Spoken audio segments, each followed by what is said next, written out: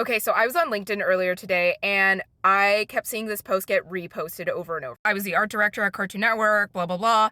And on top level shows, from experience, I can tell you this: if you're not the best, you'll get passed by. You have to ask yourself, am I truly as good as the best that I've ever seen? If the answer is no, then hard truth, you're out of luck. This post is so gross. It's so icky. There's definitely validity in saying once you're in, want your skills to continue to stay strong for future work. That's absolutely valid.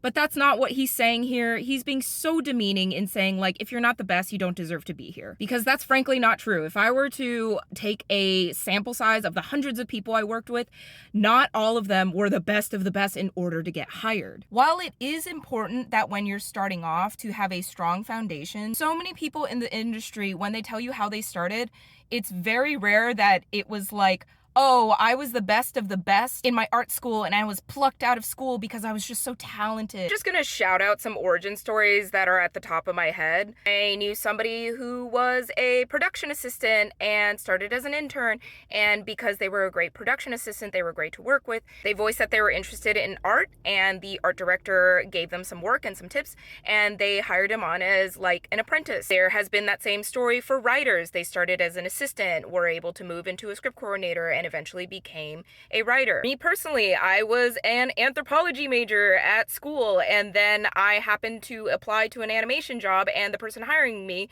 went to my same university. I know somebody that was hired and they had a weaker portfolio, but then somebody inside knew them, they got hired and learned the program and Photoshop and Storyboard Pro on the job. I think those opportunities are becoming rarer and rarer, but this post is so demeaning in saying that if you're not the best, don't even bother. What's more important for people to know is that yes, it's important to have a strong foundation, but that what's more important is once you have that foundation is kind of based on the people you know. And a huge part of it that this guy wasn't saying is that it's all luck. It's about being at the right place at the right time and knowing the right people. For him to completely dismiss that and just say like, oh, if you're a bad artist and you haven't got a job, it means you suck, is just so demeaning, and it is so untrue. If he has actually worked in the industry, he would know that a huge part of it is luck.